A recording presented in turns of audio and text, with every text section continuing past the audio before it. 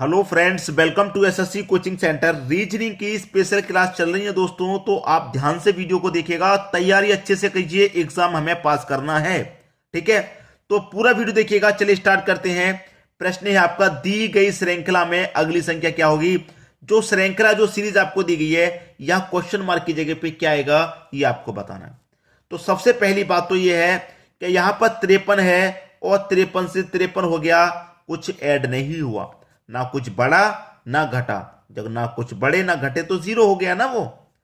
अब 53 से यहां पर हम आए आगे तो 40 हो गया, तो क्या कुछ घटा। 53 में से 40 हुआ, कुछ घटा।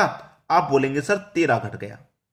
ठीक है, फिर 40 से 40 हो गया, ना बढ़ा ना घटा तो जीरो है। ठीक है, जैसे यहां ना कुछ बढ़ा था ना घटा था तो जीरो, और ना ही यहां पे बढ़ा ना घटा तो यहां पर भी जीरो। लेकिन 40 के बाद में यहां 27 हो गया, कुछ घटा। 40 से 27 हो गया, क्या घटा, 13 घट गया। फिर 27 से 27 हो गया, ना कुछ बढ़ा ना घटा तो जीरो। तो अब यहां पर क्या घटेगा क्या बढ़ेगा, कौन सी संख्या आएगी।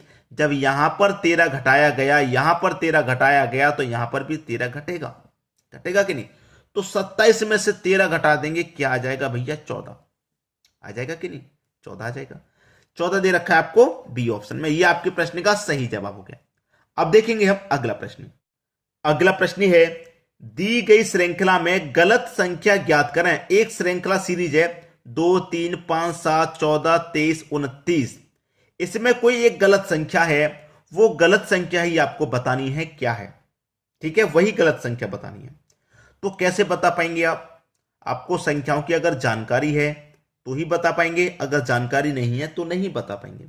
जानकारी का मेरा मतलब यह है कि जब आप संख्याओं को ध्यान से देखेंगे, 2 3 5 7 14 23 और 29 को आप जब ध्यान से देखेंगे तो आपको ध्यान में आएगा कि ये जो 14 है, ये 14 है, इसको आप अगर हटा दें यहां से 14 को, तो बाकी की सभी संख्याएं अभाज्य संख्या हैं। कैसी संख्या है, अभाज्य संख्या।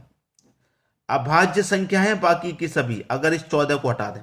अभाज्य संख्या को अगर आप नहीं समझ पा रहे तो मैं इंग्लिश में लिख देता हूं, प्राइम नंबर। ठीक है, प्राइम नंबर, इंग्लिश में प्राइम नंबर कहते हैं। अब अभाज्य संख्या क्या होती है, प्राइम नंबर क्या होते हैं, मैं आपको बता दूं। प्राइम नंबर वो नंबर होते हैं जिनमें या तो स्वयं से डिवाइड जाएगा या फिर एक से जाएगा। जैसे कि मैं 29 को ले लूं, 29 में सिर्फ और सिर्फ एक से डिवाइड जा सकता है, एक से तो किसी भी संख्या में चला जाएगा, ये बात आप जानते हैं। या तो इसमें स्वयं से डिवाइड जाएगा, स्वयं मतलब 29 में केवल 29 से ही डिवाइड हो सकता है और किसी संख्या से नहीं हो सकता। और किसी संख्या से कटाएंगे तो वो दशमलव में जाएगी, पूरी पूरी नहीं कटेगी। तो ये हमारी अभाज्य संख्या होती है। जैसे कि मैं 23 को ले लूं, 23 में एक से तो चला जाएगा, एक से तो सभी संख्याओं में जाता है, उसके बाद स्वयं से ही जाएगा। जैसे 23 में और किसी से नहीं जा सकता, सिर्फ और सिर्फ 23 से ही 23 कटेगा। 2 4 6 8 9 12 11 किसी से नहीं कटेगा। लेकिन ये जो 14 है हमारा, ये 2 से भी कटेगा। 14 जो है 2 से भी कटेगा, ये 7 से भी कटेगा। स्वयं से तो कटेगा, एक से भी कटेगा, ये स्वयं 14 से भी कटेगा, लेकिन बीच में और संख्याओं से भी कट रहा है। जैसे 2 से भी कटेगा, 7 से भी कटेगा। लेकिन बाकी की जो संख्या है वो स्वयं से ही कटेंगी। और लेकिन ये जो 14 है ये अदर संख्याओं से भी कट जाएगा। तो बाकी की जो सभी संख्याएं वो ऐसी हैं जो प्राइम नंबर है, जो स्वयं से ही कटेंगी और किसी से नहीं। लेकिन 14 स्वयं से तो कटेगा ही और दूसरी संख्याओं से कट जाएगा, तो ये गलत हो गया यहाँ पे 14। ठीक है, डी ऑप्शन आपके प्रश्न का बिल्कुल सही जवाब। अब देखते हैं अगला प्रश्न। अगला प्रश्न है, अगर MINT को 3940 लिखा गया है तो टेल को क्या लिखा जाएगा। देखिए, MINT को क्या लिखा गया है, 3940 लिखा गया है।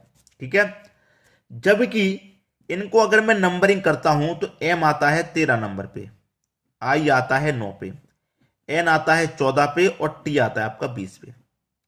ठीक है, लेकिन इसको इतना कैसे लिखा गया, आप ध्यान से देखेंगे, ध्यान से देखेंगे तो इसका इकाई अंक लिया गया 20 में से, इकाई अंक लिया गया 0, 14 में से भी इकाई अंक लिया गया 4, 9 भी इकाई अंक लिया गया 9 और 13 का भी इकाई अंक लिया गया 3।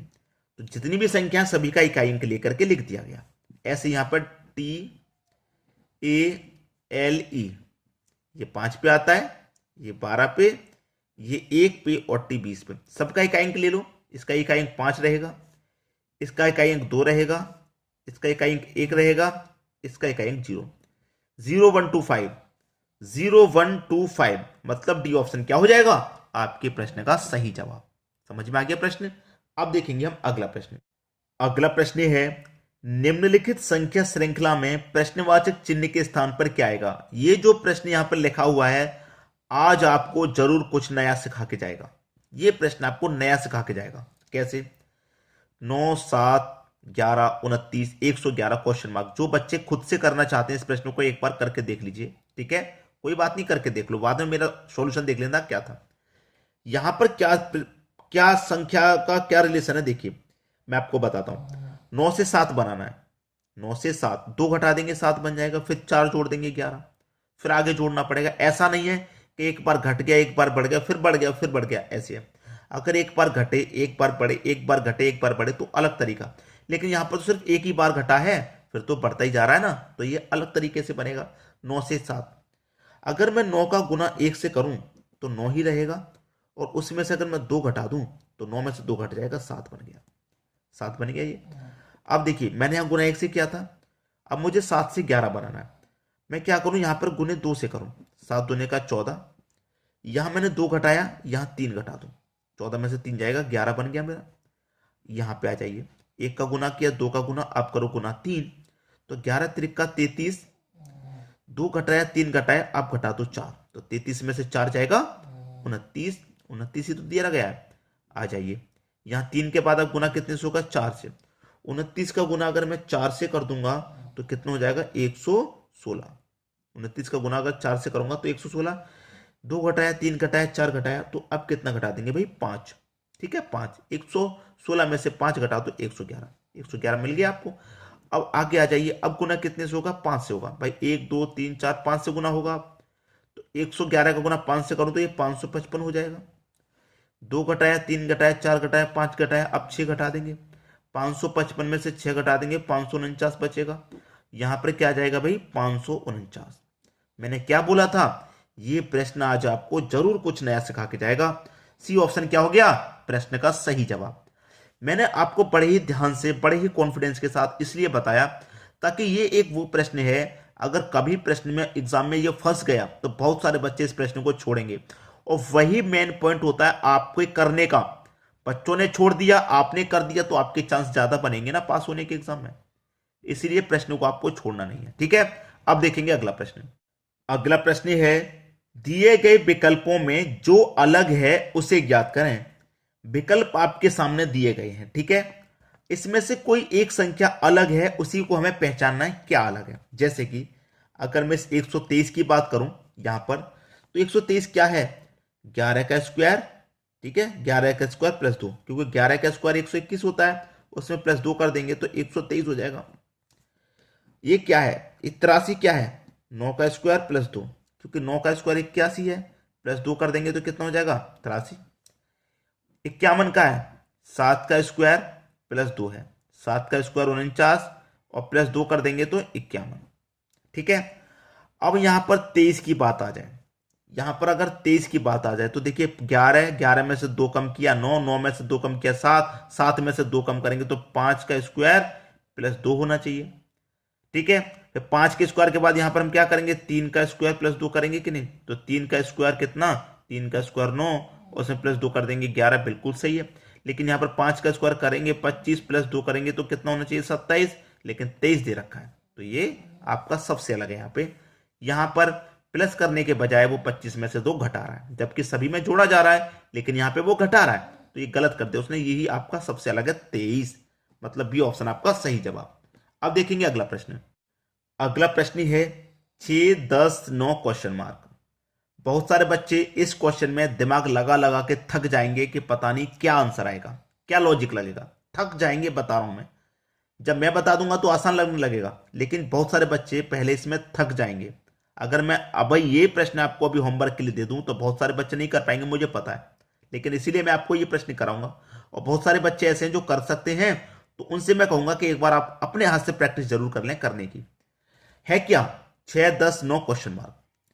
इस 6 को मैं कटाऊं 2 से 3 बार में, इस 10 को भी कटाऊं 2 से 5 बार में। क्या रिलेशन बना? एक तो 3 बार कटा, एक 5 बार।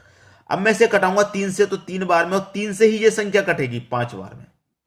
कटेगी कि नहीं कटेगी भाई? इन दोनों में रिलेशन बना, वही रिलेशन इन दोनों में बनेगा, सेम लॉजिक बनेगा। जो रिलेशन इनमें बना वही रिलेशन इनमें बनेगा। तो यहां पहले 3 बार कटा, फिर 5 बार में, तो यहां भी पहले 3 बार कटा, तो दूसरी बार 5 बार में कटेगा। तो यहां 2 से कटी थी दोनों संख्या, यहां दोनों 3 से कटेंगी भाई। पहली जब 3 से कट रही है तो दूसरी भी 3 से कटेगी। तो 3 से ऐसी कौन सी संख्या है जो 5 बार में कटेगी भाई? 15 ही तो है जो 5 बार में कटेगा। यहां 15 आ जाएगा। 3 से 15 को काटूंगा 5 बार में। सी ऑप्शन खत्म, प्रश्न खत्म हो गया। जो कठिन लग रहा था अब नहीं लगेगा। ठीक है, अब देखेंगे अगला प्रश्न। अगला प्रश्न है, दी गई आकृति में कितने त्रिभुज हैं? ये आकृति आपको एक यहां पर दे दी गई, इसमें कितने त्रिभुज हैं ये बताना है दोस्तों। मैं इस प्रश्न को आपको होमवर्क के लिए दे रहा हूं, क्योंकि मैं आपको त्रिभुज वाले बहुत सारे वीडियो बना चुका हूं, करा चुका हूं, तो ये प्रश्न आप कर सकते हैं। तो ये प्रश्न आपके लिए होमवर्क है। अगर अभी भी आप नहीं कर पाए कोई बात नहीं, आप कमेंट में बता देना कि सर हमसे नहीं हो पाया है, कितने इसमें त्रिभुज हैं, हमसे नहीं हो पाया, तो मैं नेक्स्ट वीडियो में से जरूर करा दूंगा, जरूर कराऊंगा ऐसे, क्योंकि ये त्रिभुज वाला प्रश्न है। त्रिभुज वाला कितना इंपॉर्टेंट होता है मैं जानता हूं। तो इस प्रश्न को मैं जरूर कराऊंगा नेक्स्ट वीडियो में, लेकिन मुझे कमेंट करके आप ये कह देना कि सर हमसे नहीं हो पाया, इसमें कितने त्रिभुज हैं। ठीक है, बता देना। वीडियो देखने के लिए दोस्तों आपका बहुत बहुत धन्यवाद।